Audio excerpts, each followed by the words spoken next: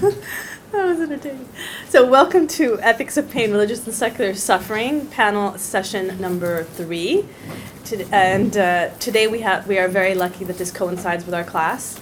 And this is a course on law and political thought, questioning secularism. So the students in this class have spent the entire semester thinking through questions of religion and secularism that hopefully will bring to bear during the Q&A. I do need that attendance sheet because I'm going to keep track of the points, as you guys all know, for questions. Okay, great.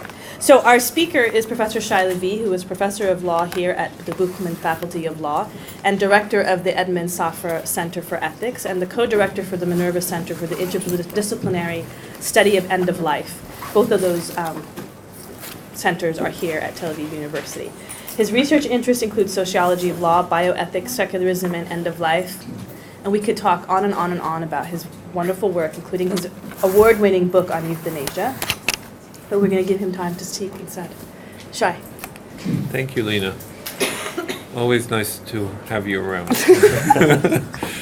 Okay, so basically, I think this paper that I'd like to present in this context should work well both for the workshop, the international workshop that we're having now in Ethics of Pain, and also for the class. The class which discussed political and legal theory under the title of Questioning Secularism. So a lot of the paper actually brings these two themes together, the question of pain and the question of secularism. But I started off working on this paper by noting a convergence of three very different kinds of death. The death penalty, euthanasia, and animal slaughter. And part of noticing this conversion was in the course of doing historical work on two of these themes.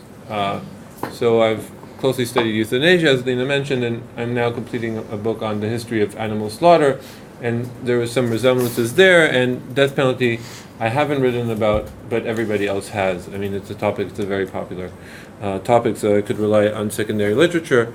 And what I noticed was a striking convergence, at times really in a very basic way, in the methods of killing. So, for example, the lethal injection that is used in the death penalty is also what is discussed in the context of euthanasia in human beings, and also discussed in the context of mercy killing for animals. So this is a contemporary moment, and I was interested and struck, and you've seen it if you read the paper, I won't go into the details, that in fact this convergence also takes place, actually it's not my invention, it's actually something that the courts pick up on in discussing the legitimacy of the lethal injection.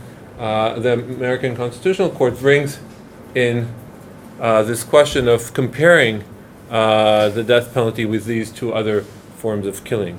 But I first came across this historically in a historical moment in the second half of the 19th century, where there is a beginning of a discussion, in some of the cases a continuation of a discussion, heightened interest in this idea of humane killing. That is, in the general notion that killing is legitimate, but only if it is done in a humane way. And this idea of humane killing is something that is shared, an emerging sensitivity that is shared in these three very different contexts.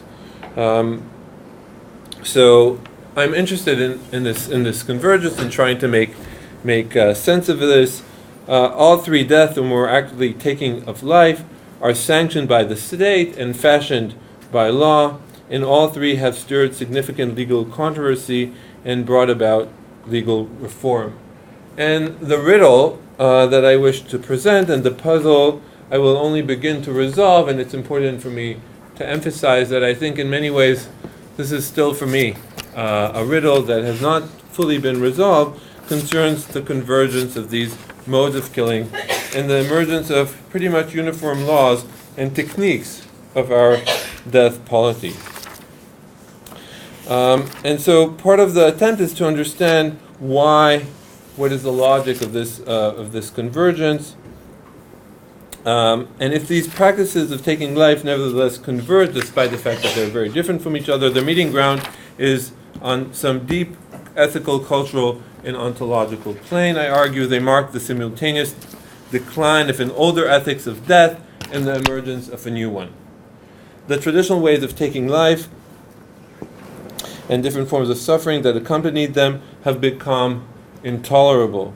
The merciless execution of the subject by the sovereign at the scaffold, the excruciating pain often accompanying the departure of the soul at the deathbed, and the ruthless dominion of humans over animal life and death. All these have become intolerable and in many jurisdictions obsolete.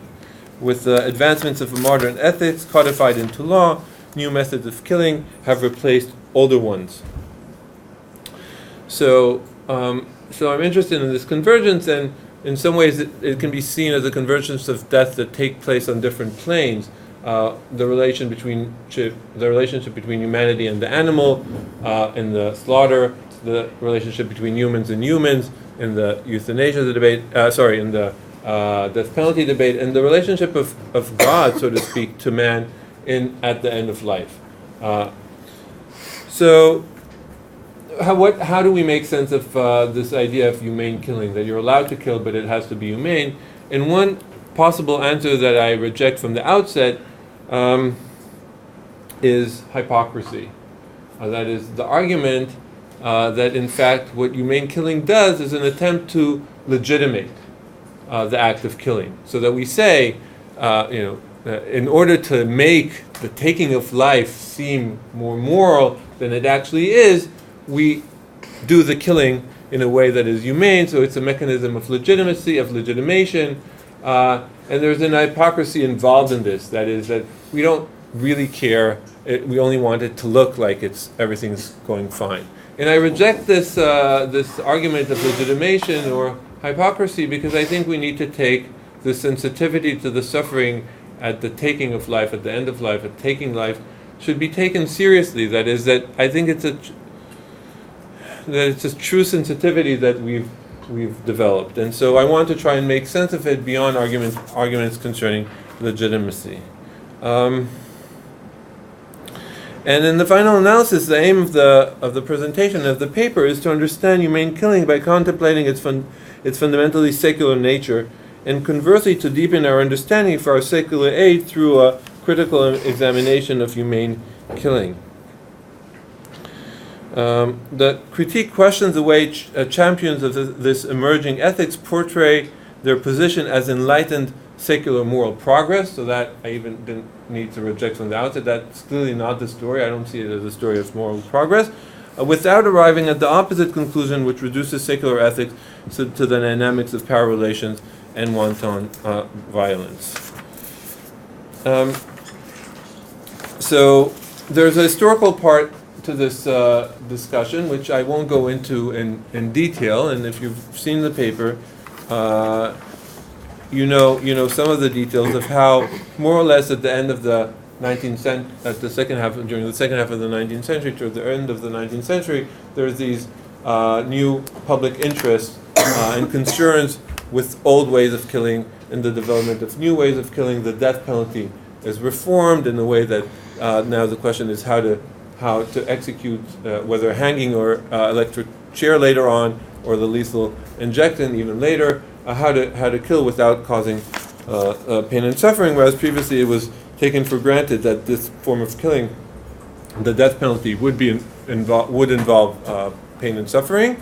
Similarly with the slaughterhouse, for centuries human beings killed animals, slaughtered animals in different ways. The question of humane killing was never a central concern. In the second half of the 19th century, again, there emerges this attempt to humanize the ways of killing, and the last is the euthanasia. The first proposal, and the context in which I'm looking at this is the United States. So the context, in the U.S. context, we have the first euthanasia proposals around 1870 with similar ideas that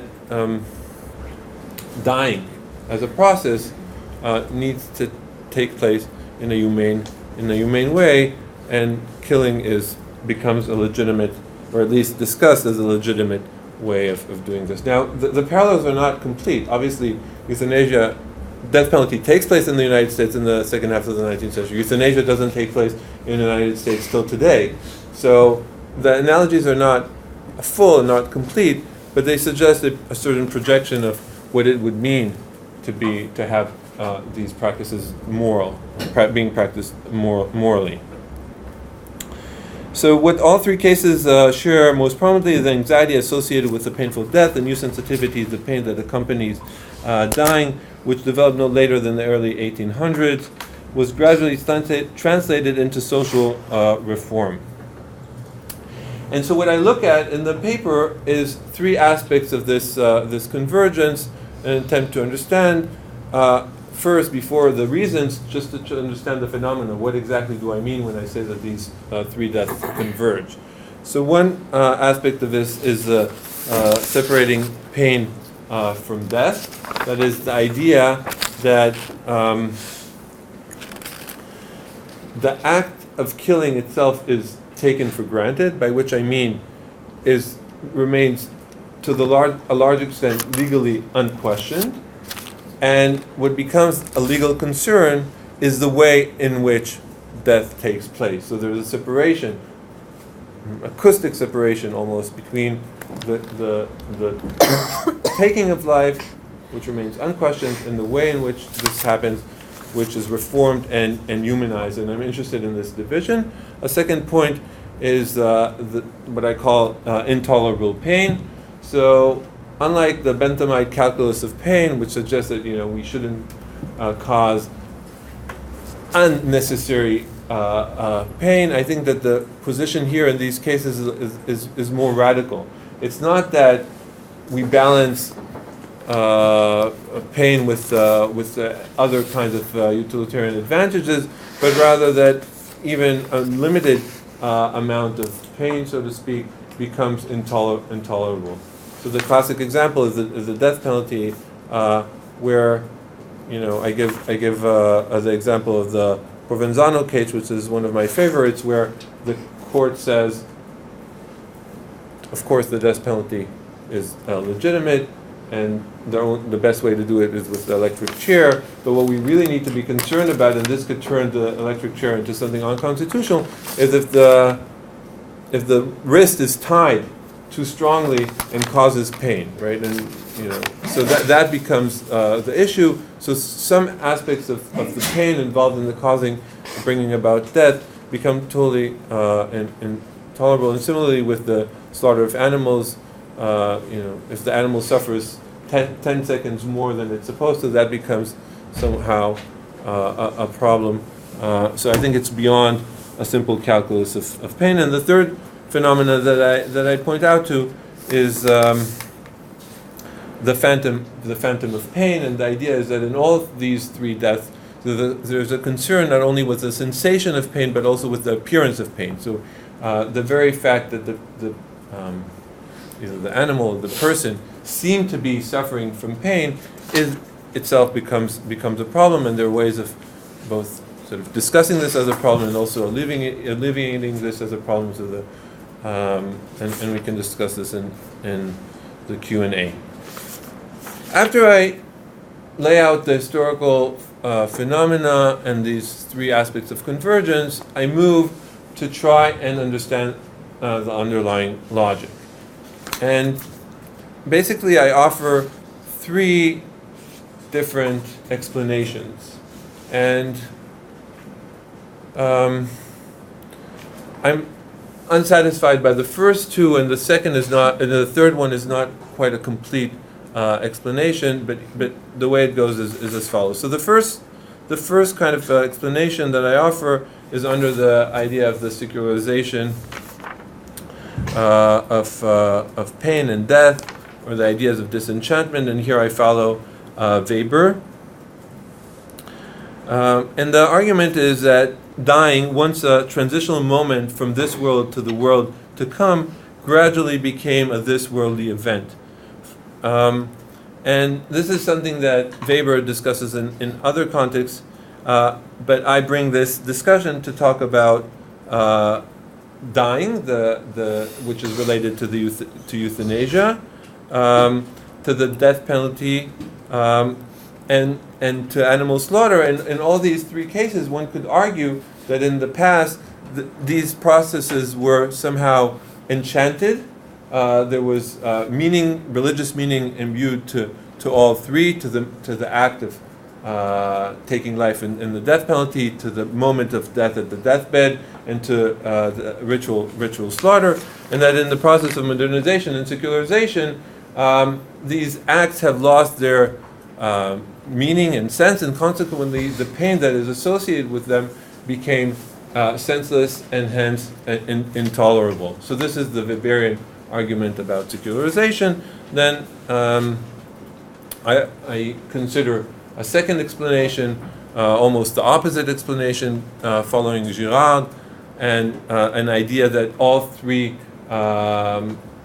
cases, though they seem to be secular, are in fact maintain a notion of the sacred. So in the death penalty and in animal slaughter and at the deathbed, though we live in a secular society, these three contexts still carry with them the residue, perhaps more than a residue, of the sacred, and hence our intense interest in these moments, in the importance, which I discuss in the paper, the importance of having them as somehow pure moments of the absolute power, and hence they're somehow purified from the pain associated with them. Almost in reverse to the original ritual, was supposed to be infused with pain. So there's a change, but still these moments are moments of the sacred. And then I move to a third explanation, which I associate with Talal Assad. But before I move to this explanation, very briefly, let me just say why I'm unsatisfied by the first two explanations. So the first explanation, and this, what I guess the first explanation has, is this idea that there's really a story of a growing sensitivity to pain, that this needs to be somehow taken seriously, that society has become more rational and secular, and that this has led to a kind of more humane treatment. And I wonder whether that is indeed the case. The second explanation, I think, is unsatisfactory because it assumes that there is a residue of the sacred in these practices, and I question whether that's really the proper way to understand this. And I end up with Talal Assad thinking that, and this is something that will be familiar to the students in our class, that there's a difference between secularism and the secular. Secularism is an ideology, the story that the secular tells about itself, and this story is a story of progress and a growing sensitivity and rationalization of the practices and a calculus of pain. And the secular is very different from the ideology, from the secularist ideology that is told about the secular. And we need to understand the secular more anthropologically. That is, not assume these big narratives that the secular tells about itself, that the secularists tell about the secular age, but rather that we need to study this anthropologically and understand that it's more about an etiquette rather than an ethics, is what I argue, following in some ways Norbert Elias, or at least my reading of Norbert Elias, to say that if we look seriously about what happens in prison houses in general, it would be ridiculous to say that we have now a growing sensitivity to the pain associated with punishment. We have nothing of the sort. Nor would it be true to say that we have a growing sensitivity to the suffering of animals in the meat industry. So, if we want to understand these sensitivities, we can understand them through meta narratives about modern society. But we rather need to look at this more anthropologically, at certain cases and instances in which we have this genuine, I think, heightened sensitivity to suffering, but this is not at all a big story about who we have become. And so this last kind of explanation, I think, is in some ways an anticlimactic. I mean, so after you have these big stories about secularization and about ritualization, I end up in this kind of anthropological story that says, okay, there's no real underlying fundamental logic to these practices, but we really need to understand them as a way we would understand any anthropology of any other society without assuming these big narrative, but simply certain kinds of etiquette. I'm not fully satisfied with this interpretation, but this is as far as I've come on this matter in this paper. So thank you.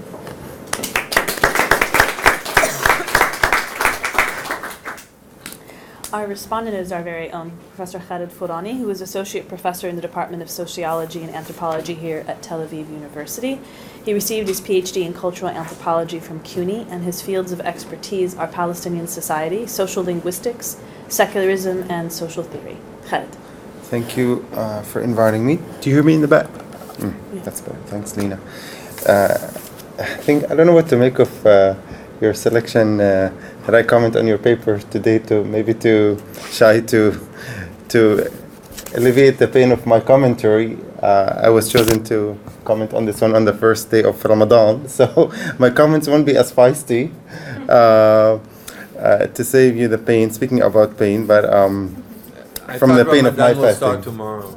No worries. I'm very happy to be here in every way. I'm very grateful for this opportunity. So thank you for coming. Shai, if I have criticism, is more in the sense of in the etymology of the word. I tell this to my students of criticism when it's closer to the notion of criteria and edges. So what I want to suggest now in the following 4 points is four themes that have come up during my reading again your paper, and I was wondering, what if? So my questions are raised in the question, what if? Have you thought about the following issues that I'm going to raise in writing and thinking about this paper? Okay, so question 1 or issue 1 to raise. Shai, if the question that concerns you is methods of killing, and you're saying how it became separated from the killing act itself.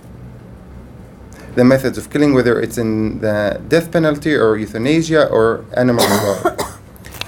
I wonder, Shai, if the challenge here isn't simply whether it's for Talal or you or others in that line of inquiry, isn't simply or only to point that, let's see how in secular ethics we discover that some pain is tolerated or more tolerated, and other pains are less tolerated or become intolerable. Because again, the idea here for Shai is to look at the ethics of humane killing as a way to get at a deeper understanding of the ethics of the secular or secular ethics.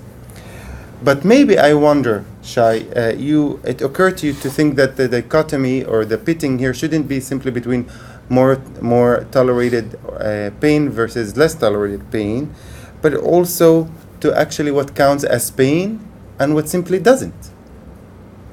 So this is the binary. I'm wondering if it's at all relevant to your thinking in this paper. And when I say what counts as pain and what doesn't, let me share with you 3 examples that kept recurring in my thinking as I was reading your paper, because essentially I'm taking you through my latest reading of your piece.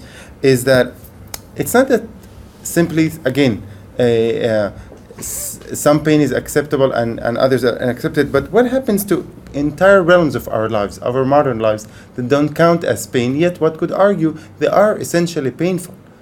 Think of, example, plastic surgeries. What happens when we think about the secular ethics when we want to relate to the pain inevitably involved in the realm of plastic surgeries? What about the destruction of the natural habitat, the destruction of the earth? What happens to the category of pain? Is it useful for us to think about the secular ethics or about sadomasochism? I'm not saying these are missing items, not at all. My attempt here is just to tell you what is the binary that is relevant for a discussion, for a contemplation, which is what you want to do of secular ethics. Is it the binary between more tolerated and less tolerated pain, or even a more basic one, as I'm suggesting, between what actually counts pain as pain and what doesn't count as pain? That's one issue. Second is, I was wondering, Shai, if the tension that you're actually getting at or describing is between death that becomes meaningless and painfully meaningless, meaning modern death that becomes painful in very specific ways, precisely because it's meaningless, and dying that is meaningfully painless. Do you... No, can you repeat that? Sure. I was wondering if you're getting at a tension that's actually very, very observant of you, but these aren't your words, and I'm just worried I'm putting words in your mouth. But you're getting at a tension between death that is becoming meaningless, and I would say even painfully meaningless, versus or in vis-a-vis dying that is meaningfully painless. Did you follow my... Yes. Okay. 3, have you found it useful to think about pain, not in the categories that you rightly point out? There's a modern secularist, one would say even Protestant categories that have their limited usage for our analytical purposes. So not so much the enchanted versus disenchanted pain, but maybe did you find it useful? I wonder in what ways really the distinction between worldly and otherworldly pain. Is that at all a useful distinction? I wonder. And in that, if so, what happens to discussion of our senses and the orientation of our senses to feel certain pain and not others? To feel the sensorial work. Where is the place of studying, investigating the sensorium, the human sensorium, in discussing worldly versus otherworldly pain, especially when the very substance of your is about pain? I was wondering if you could accentuate the place of the sensorium. And finally, a methodological question. I was struck that you've taken on a number of weighty, hefty tasks on one plate and I've noticed 4 tasks. I wonder if you could arrange them for the benefit of our discussion here. The 4 tasks that I at least was able to identify, and I suppose they're concurrent in this single paper. 1 is to criticize. 2 is to solve a puzzle. 3 is to contemplate. And 4 is to re-examine. Are they all really happening in this one paper? And I'll stop here. Thank you.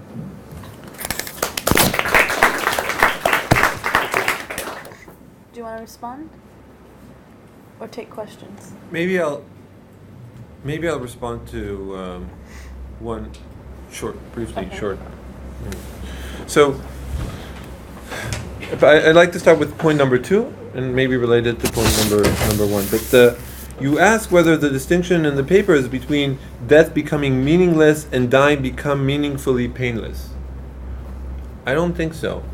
I don't think that dying is becoming meaningfully painless. I think dying is becoming meaningless, and hence the pain associated with it is also senseless. And the only meaning, but this would be in scarecrow, the only meaning that we can provide to this pain is to eradicate it. And I think that people so ideally would like to jump from being alive to being dead without going through the process of dying. And similarly, if we could simply get rid of the death row inmate and just eliminate that person, that would be a much easier preferred solution than kind of trying to find a way of how to actually execute. And with the animal slaughter, I mean, most of us don't even think about the dying process of the animal. I mean, we actually have managed to actually forget about that, and we simply get, the food on our plates. And the whole question of so I think that in fact it's meaningless. And I want to tie to your first question, because this was actually, it's not that dying has become, certain ways of dying have become intolerable, but that dying has become in many ways invisible and senseless in these ways, or we'd like it to become invisible. So I'm taking your first point and using it to answer your second, and about the rest we can talk. Just collect questions. So questions, and you can also signal for me to put you on the queue. But let's start. Smadar, go. And I'll collect because there's not a lot of time. Oh, collect questions? Okay, sure. Then Smadar and Dana. I have a question about something that seems to be missing to me, at least in your presentation here. In what sense is this whole issue not only about the pain of the person or the animal dying, but about the moral corruption or the psychological corruption of the killer? Mm-hmm. Does that play any role in the issues you just discussed? Dana? I wanted to ask about your choice of the word etiquette. Because etiquette seems to sort of imply something superficial, not really a deep concern, but something more that's done for appearances. It seems to imply sort of taking lightly the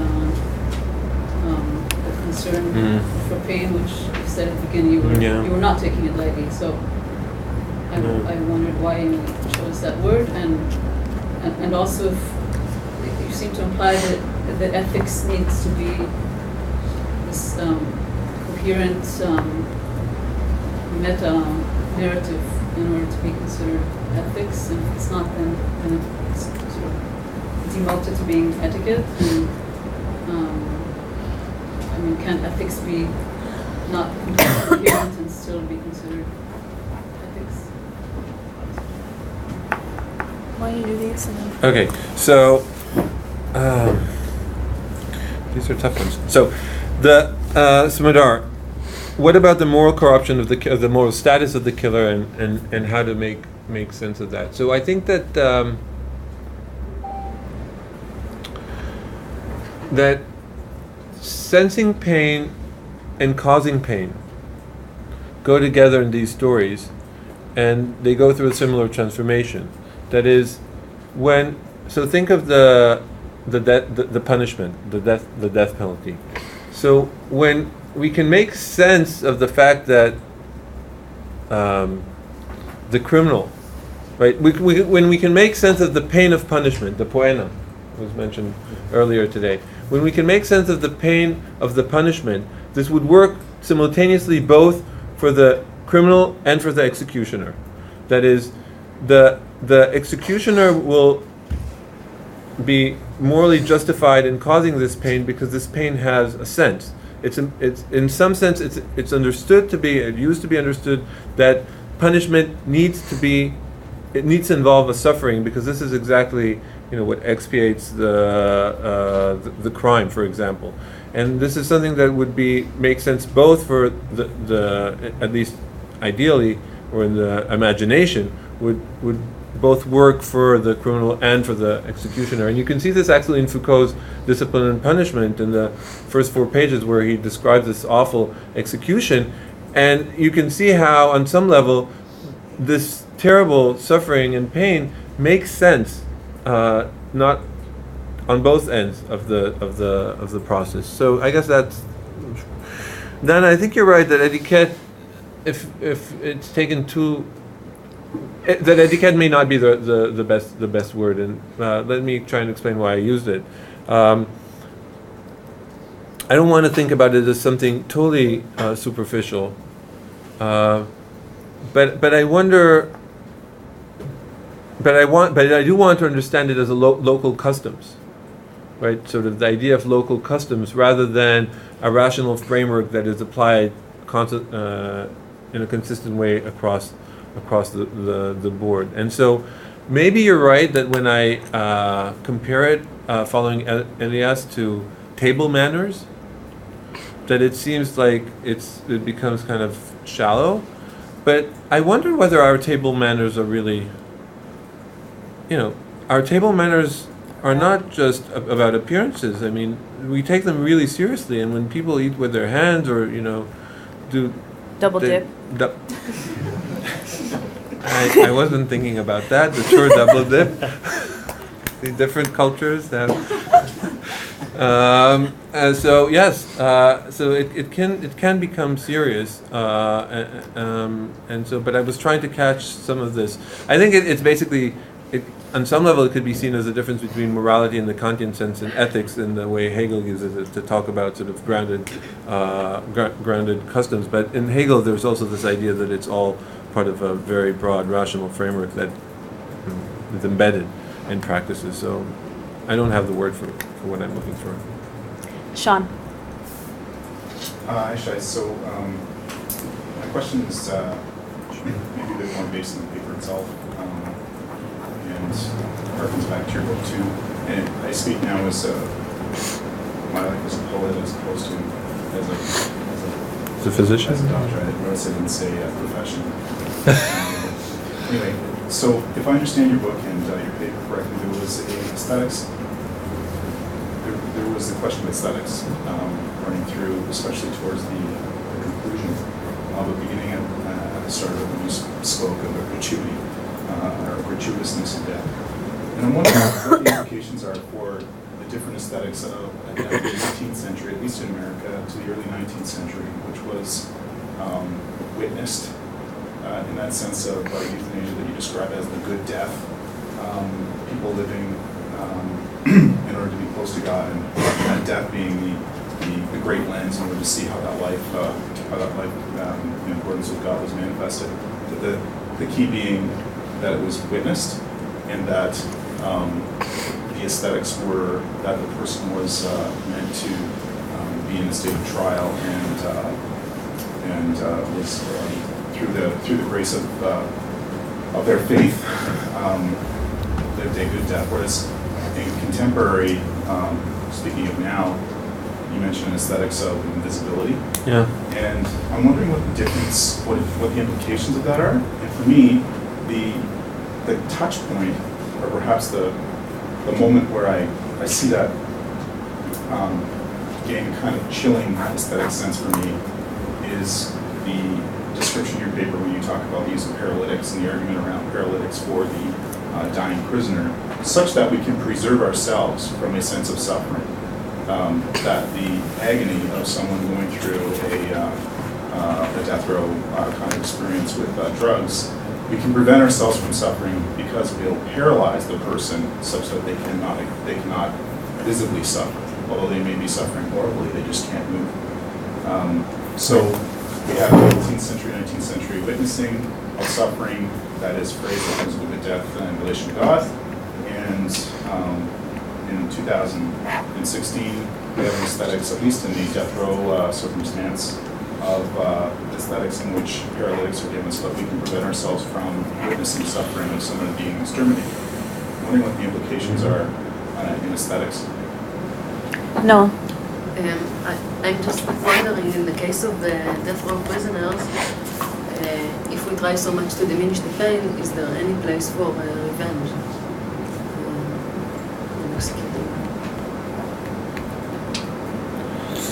Okay, so I think, Shane, I take your point, and I think that's right, and I just like to expand it to all three cases.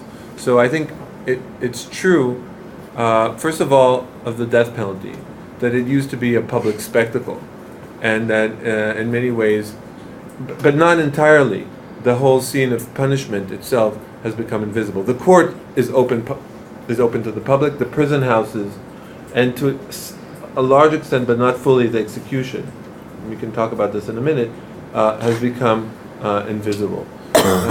Similarly with the deathbed. The deathbed used to be a place where people, not just the close family, but neighbors would come, and not simply to be with the person who's dying and to comfort them at their deathbed, but to, at least the story I tell in America in the early 19th century, is a story where people come to learn something, that there's actually a lesson to be learned, something that the dying person can teach us, and it's something that we can learn from the execution.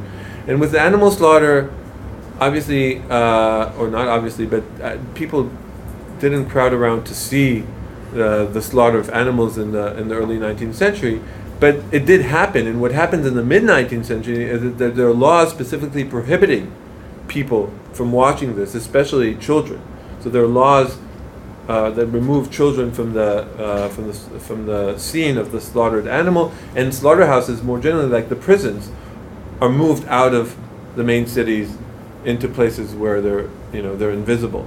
And so I think that this is true about all three deaths. And so the story that I tell is, again, not so much that we've become sensitive to the sight of pain and suffering, but rather that another aspect of this is that the pain and suffering have lost their meaning, so there's nothing to be seen. So the seeing is not the seeing when these spectacles took place was not that people were after the blood, maybe, but also there was a moral lesson and ethics to be learned and seen from this, and this is part of the story. Noah, what happens to revenge when punishment is no longer painful? Yes.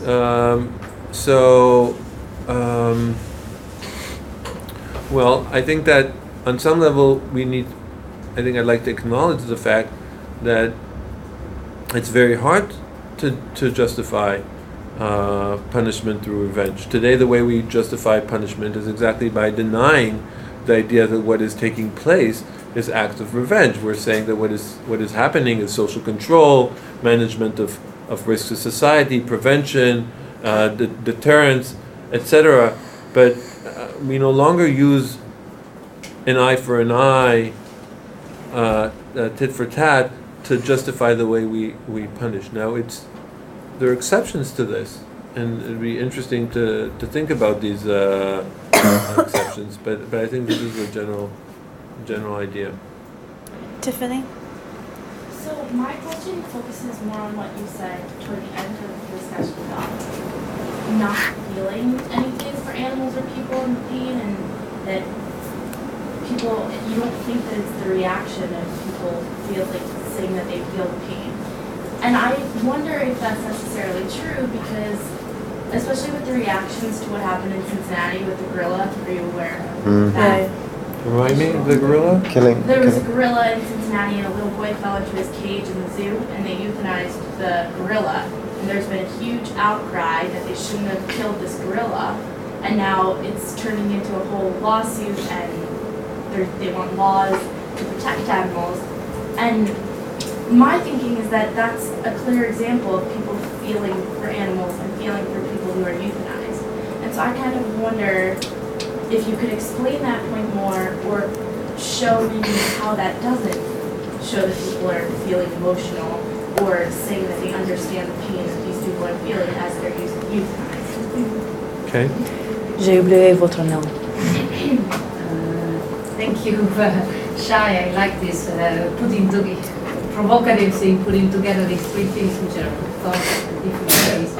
But it seems to me euthanasia has a very special thing to it that I want to ask you what to think about, because euthanasia among the three is the one which is whose justification is to prevent or relieve pain itself. So the justification has to do with pain itself, whereas the other two are different.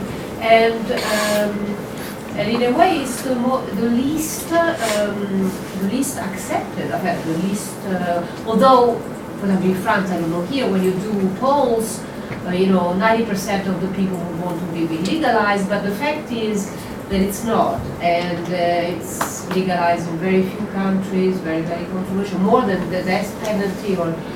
So why would that be? Whereas the justification is to relieve pain, and so there is something about also end-of-life medications. I'm not a doctor, but I go around doctors a lot in my job, and they have a controversy about which medication you can use or not use for terminal sedation, for example, and they tend to use those which kill less, although they may, not sure whether, person are suffering more. There is something, they accept more suffering for them. So this is one question. Also, I just read that in France there were proposals about banning kosher ways of slaughtering animals because of the suffering. So so what do you think of that? I mean, it's clear that there is a sense, it's more meaningful. There is all this, religious tradition which is supposed to be, but it contrasts with pain there. So what do you do? So Tiffany, let me try and clarify. I'm not sure that the gorilla case is exactly the case at point, because the gorilla case, I guess, is understood to be as killing an animal for an unnecessary end, and that's a different problem. What I'm interested in all these cases in which we are totally fine with killing the animal, and we're only worried about the idea of causing it pain. And so the idea of mercy killing for animals has a long history, and it's interesting the moment where this idea, which was normal to do with horses and dogs for centuries, I'm assuming, becomes suddenly also available for human beings. So I'm interested in that moment of conflation. With animals, it's a different story. There, I'm moving from mercy killing to animals to animal slaughter, and so I think that I'm looking for the moments, and these are not. It's not true across the board for everything. It's only true about these specific incidents in which the laws, not what that vegetarian person or that death penalty abolitioner thinks, but the laws in this context in the US is worried about causing pain, not worried at all about the taking of life. Now there are cases in which we are worried about taking of life. There are cases in which we're not worried at all about causing pain, but I'm interested in these moments where there's specific conversion. So nobody would worry about this gorilla being euthanized if this gorilla had cancer, and this was a way of alleviating its pain. The problem was, that it was euthanized in a very different context. And so, Martha, you say euthanasia seems to you to be different from the two other cases, because in euthanasia there's a good justification, a plausible justification that has to do with the specific problem of pain. And so what I've done, at least as the first move, is to bracket the justifications. There are different reasons why we slaughter animals, and there are different reasons why we execute criminals, and there are different reasons why we euthanize patients. Each one of these cases has a very different set of justificatory practices which we could agree with or not. But I'm interested in the fact that despite the very different justifications, there's a convergence in the methods and in a particular ethics, not the entire thing, but a specific ethics that is shared by these, which is the ethics of humane killing. And in that sense, it may be the case that there are justifications for euthanasia, but they're besides the point that I was trying to make. Now the kosher case is actually, in many ways what I'm actually one of my departing points for this whole discussion. I'm interested not in the Jewish practice of kosher slaughtering, but rather in the opposition to this practice. So the argument against the practice of kosher slaughter is exactly this, that okay, we can kill animals, that's not an issue. Nobody wants to legislate vegetarianism yet. Maybe people want, but it hasn't happened yet. But what is happening is that kosher slaughtering is being banned across Europe. In Switzerland in 1890, and several North Scandinavian countries in the 30s and since, and there's constant discussion of this in Denmark and France and Germany and where have you, where the argument is it's fine to kill the animal, but in Jewish slaughter and Islamic slaughter, the animal suffers 20 seconds more than it needs to, and this becomes totally unacceptable in the context of taking the animal's life. Binta. I had a question. It was about the fact that you reject the hypocrisy notion. Yes. Because I don't want to see it as a killer or something, but like for You me, don't like, want to I want to be seen like a killer in the sense that I really think that killing or the violence is kind of in the human nature. And because we're kind of aware about that, but and at the same time we're evolving like humanization of our legislation and everything, we're in kind of struggling. So we did like for death penalty this separation between pain and killing, because like that we said we're human. When we think about pain, we're not supposed to pain, but we're not talking about the fact that we are killing, because actually we're not really disagree with that. And it's also the hypocrisy in the daily life. I don't know, I take the example of fox hunting. No, actually we're like killing fox because it's for regulating the population of fox, when actually all the folklore around it, like uniform, dogs, I mean, it's my fellowship on my house, it's you doing that for fun, or corridor, this kind of thing. So for me, like the hypocrisy, it's like the killing or be violent, it's kind of in the human nature, and we kind of deny, if it's not hypocrisy, we are denying it. But we try to, in the same time, we try to justify ourselves by saying, yeah, but we have to be more human when we talk about pain. So I'm not sure it's really clear. Yeah. Is it clear to you? I should know your name. I think it's David, but I'm not sure. But you. No, next to you. Chaim. Sorry, I don't know. The desire to dissociate pain from the death penalty leaves us with the question, what is really the penalty without pain? And apparently it is a double termination, excommunication, final terminal excommunication, and temporal excommunication. It's denying the condemned of his future. Now, these are abstract notions. The non-abstract notion is the anticipation, that there is a set time for execution, there is the anticipatory factor. And that anticipation is for something completely unknown. Now the reintroduction of pain into the death penalty would make the prisoner look forward to something concrete that you have to contend with, that you have to fight for its alleviation, etc. Make the penalty real. So Chaim, I'll start with your question. So I think that in pointing that the death penalty without the pain is actually about excommunication and temporal excommunication and anticipation of the death, I think that you're raising, for me, an interesting point about why there could be an ethics of pain. Not in our society, but why it was important to have an ethics of pain. And that in some ways, ethics of pain is more humane, so to speak, than trying to eradicate pain.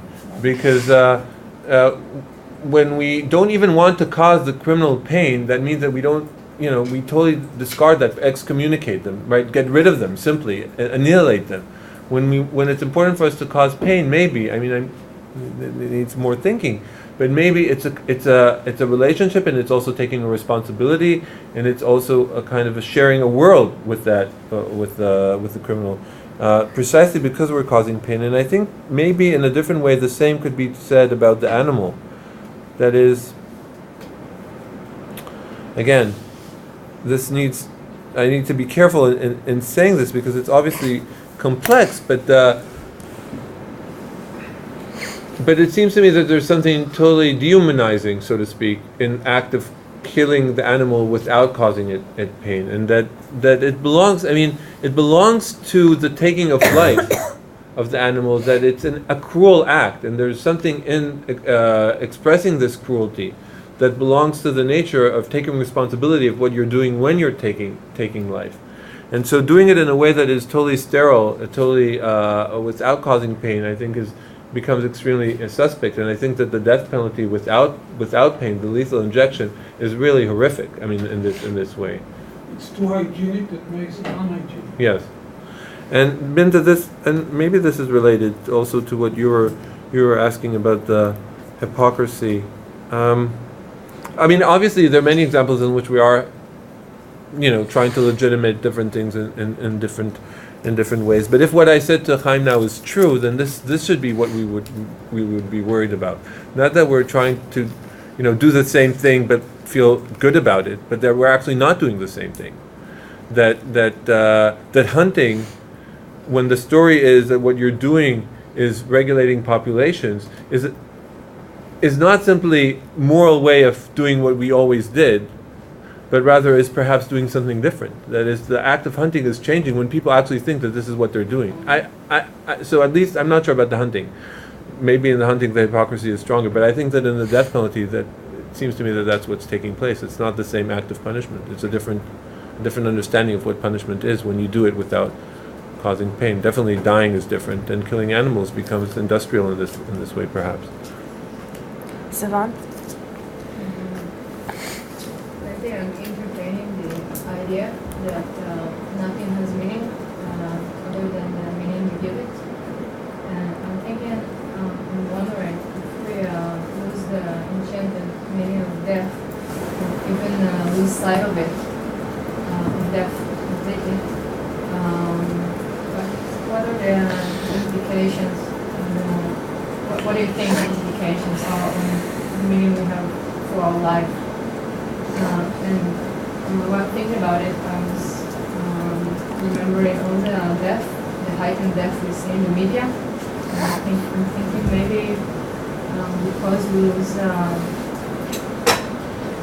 enchanted meaning of death, we have to consume it so strongly that we became so numb. And the person, yes, you. No. I want to go back for a little to hypocrisy again. And if I follow your, and I do, I think it's the correct direction. But if I follow your argument, I wonder when you arrive at etiquette, aren't you going back to hypocrisy in another sense of the term? As in its everyday usage, etiquette has much to do with hypocrisy. Etiquette marks the context where we value hypocrisy, when we think that hypocrisy, a measure of hypocrisy is essential for living together. Mm-hmm. And another question that relates to etiquette, and again to its everyday usage. In its everyday usage, etiquette has to do with the tiny details of living together, of being together. Not the big issues of being together, but the tiny aspects of getting along together. And the question is, how can you apply it to the death, this notion of I mean, it should be interesting to think about it. How do we live together with the dead? Okay, so I guess is there you have more? time. There's two more after this, but we have time. Okay, so nothing has meaning other than the meaning we give it. I don't know about that. So I guess this raises a question. So I'll just open it as a question for future thinking. But I'm not sure that what happens is that we attribute meaning to things. It could be that it's the other way around. That there are, under certain conditions, things have meaning for us. And when they lose their meaning, we lose interest in them. So I think that this is partly what happened to the death penalty and to punishment, and probably long time before that to animal slaughter. That is that the death of the dying person has lost its meaning. And consequently, we lost our interest in it, and we could no longer saw in it meaning. So the question is whether we're projecting meaning on things. Is it so subjective? It's what we give it, and is it so simple simply now to say, okay, now so from now on, we will give meaning to these things? Does it work? Does the world work in that way that we can simply wake up one morning and say, let's give meaning to that, and then suddenly that thing has meaning? I'll put a question mark there. I don't think it works exactly from the subject to the object. That doesn't mean that it's in the object itself in some kind of scientific way. Noam, okay, so if it's etiquette, then maybe it's hypocrisy, and it's exactly what we're looking for. We're looking for this hypocrisy. So I think that's interesting. But then you say, but how could that possibly work with death? I mean, maybe. I'm not denying that it could. No. So okay. So okay. So. Does it work with it? Oh. Okay. So.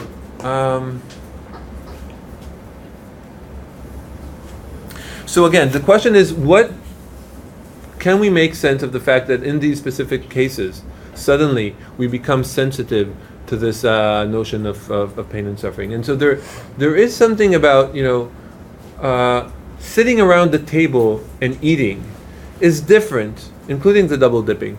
When each person grabs their own, we're having dinner together, but somebody's sitting near the TV and another one is going to. So there's aspects of the ritual that heightened intensity and interest in this moment of execution or death or dying. This is one possibility, but this goes along more close to Gerard's ritualistic interpretation. It also could be, and this is I think it was in a previous version of this paper. I don't think it's there anymore, but that these are moments of total helplessness of the creature, of the criminal being executed, death row inmate, and the dying patient, and this needs to be developed. But something about this, our perception of these moments as a total passivity, may create a growing, intensified attention to these moments, and a specific concern with pain, which is the suffering of the passive, the suffering of that which suffers, which may explain this. But this is for a different paper. Two more? We have three, but we'll do two right now. No, let's do three. You want to do? Okay. Yeah, I think soon enough. There's going to be a lot of music. I don't know. It's 5 after. They're I know, but late. we don't know when they'll start. So I suggest we take three and conclude. Okay, Suki. You ready for Suki? Yeah. But can you raise your voice, please? Paper, I first wonder this new ethics of pain and new ethics of secular mercy killing.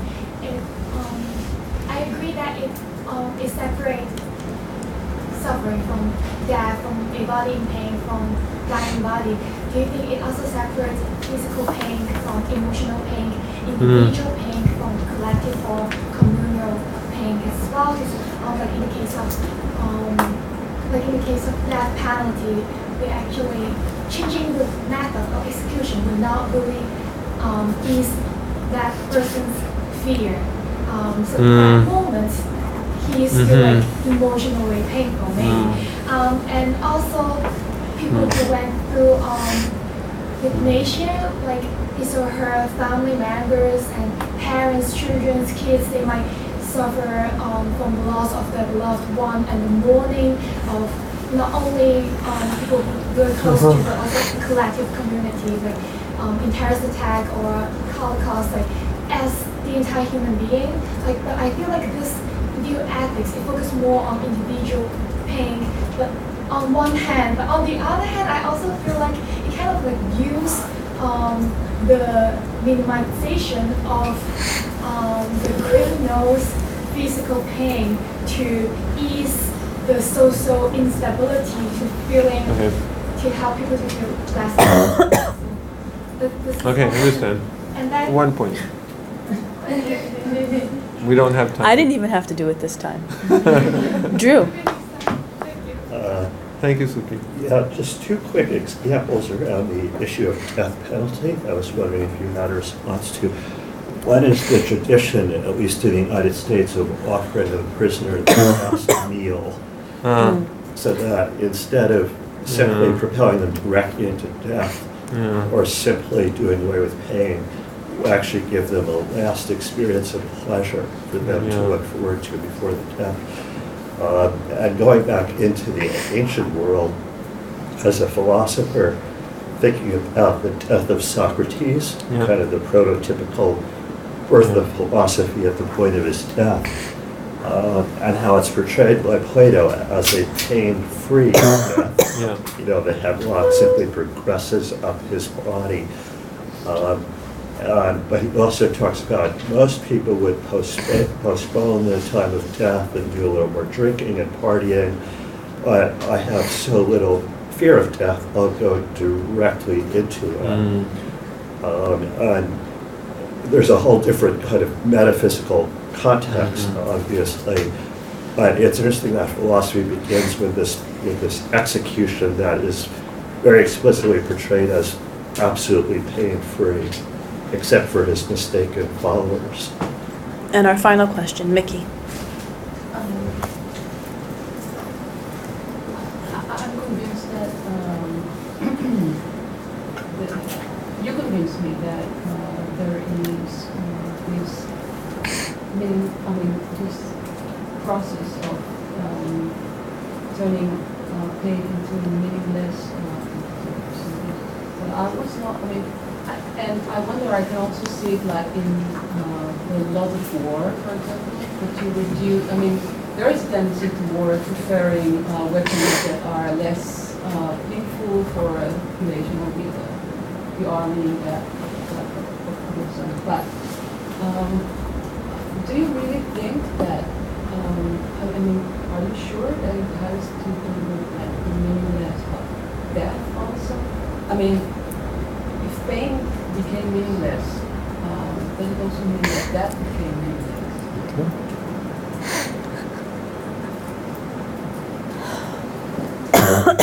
Professor Furani agrees with you. Okay, so Suki. I'll just address one of the points, whether it's also about emotional, not only about physical. And I think that in the cases that I'm studying, I think there is a move to growing concern with the emotional suffering. So today, in the Netherlands, in Belgium, and other places, you can perform euthanasia not only on the basis of physical pain, but also on the basis of emotional suffering. There's a growing concern about the emotional suffering of the animal as it proceeds to its slaughter. So there are ways of reducing smells and not showing the animals, whatever, creating the psychological space so that they would fear for lack of fear, reducing fear. Drew, this is really interesting about Socrates. The last meal, I think, is kind of an old tradition. I'd have to look at it. But Socrates, I think it's interesting. Socrates' death is not only pain-free, it's also free of the fear of death. And I think these two go together. So I think it's a nice contrast to what I'm pointing to, where it's important that it's free of pain, but and the death kind of vanishes. And here the death is the story, and the pain is just aside, goes along with it. So there's no distinction between the pain and the death. And Mickey, when you say, okay, it's not just pain that has become meaningless, it's also death. And I would say that's ambiguous, because so the word death here could mean the taking of life. That is, and I agree, that has totally become meaningless. That's exactly my point. The process of dying, the taking of life, death in that sense has become meaningless, and with it the pain that accompanies it. If you mean death, the fact that somebody died, the fact that that's not part of the story that I'm telling. That's kind of outside of the scope. But I agree. This is part of what the point that I was trying to make. I think it's time. So for our students, those of you who wrote your response papers, please turn them in to me. On behalf of all of us, we had a fun semester. You guys were a good class. I hope you learned and that you enjoyed it. And our conference participants from wherever all of you came from, the cabs are waiting at 5:15, and Haggai will give you more instructions about the next stage. Thank you all. Thank you very much.